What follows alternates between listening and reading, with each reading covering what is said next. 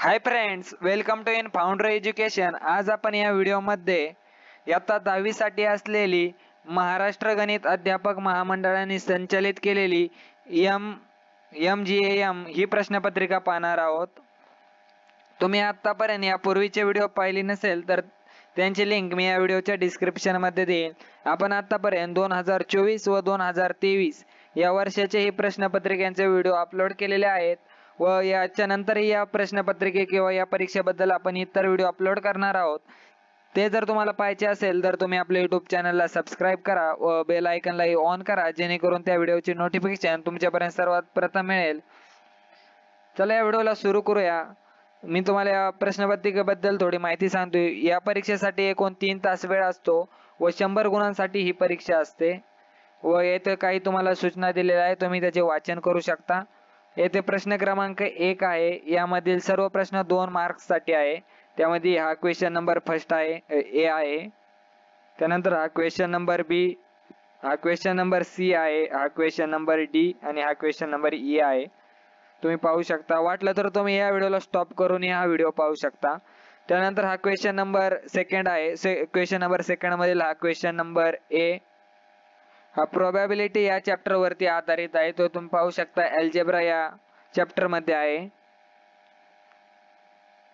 हा question number बी आहे, हा जिओमेट्रीचा क्वेश्चन आहे व हा प्रश्न क्वेश्चन नंबर फर्स्ट अल्जेब्रा मधील चॅप्टर नंबर फर्स्ट मध्ये आहे, लिनियर इक्वेशन्स मध्ये असेल। ते तुम्ही चेकआउट करू शकता। तुम्हाला टेक्स्ट बुक मध्ये याचे उत्तर मिळून जातील। हा क्वेश्चन नंबर डी आहे, हा क्वेश्चन नंबर ई। तुम्हाला येथे फ्रिक्वेन्सी पॉलिगॉन तयार करायचा आहे। त्यासाठी तुम्हाला ग्राफ पेपर ते देतील, तुम्ही फक्त ग्राफ वरती क्वेश्चन अटेम्प्ट करायचा आहे। हा क्वेश्चन नंबर 3 आहे, यामध्ये 1 क्वेश्चन हा 3 मार्क्स साठी आहे। त्यामध्ये हा क्वेश्चन नंबर ए आहे, हा क्वेश्चन नंबर बी, हा क्वेश्चन नंबर सी आणि खालील हा क्वेश्चन नंबर डी आणि हा क्वेश्चन नंबर ई आहे। तर तुम्ही पाहू शकता। त्यानंतर हा क्वेश्चन नंबर 4 आहे। क्वेश्चन नंबर 4 मधील सर्व प्रश्न 4 मार्क्स साठी आहे व त्यामध्ये हा क्वेश्चन नंबर ए आहे।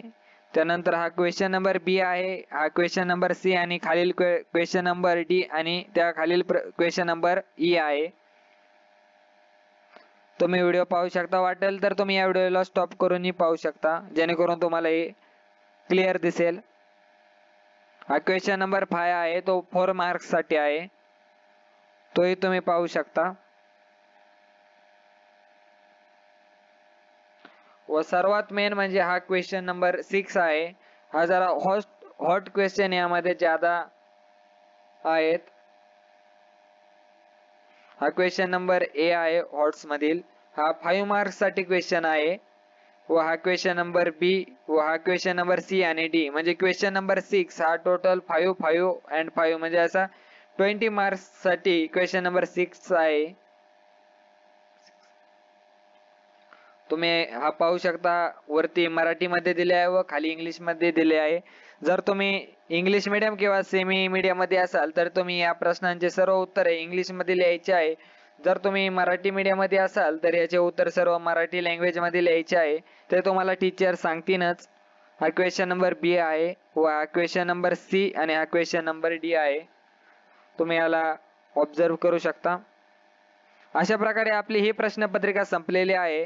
जर तुम्हाला या क्वेश्चन पेपरचा सोल्युशनचा व्हिडिओ हवा असेल तर तुम्ही या व्हिडिओच्या कमेंट बॉक्स मध्ये आम्हाला कमेंट करा, त्यावरती आपण लवकरच या व्हिडिओचा सोल्युशन घेऊन येऊ व आपल्या YouTube चॅनलला सबस्क्राइब करा, जेणेकरून तुम्हाला याचा सोल्युशनचा व्हिडिओही मिळेल। Thank you for watching.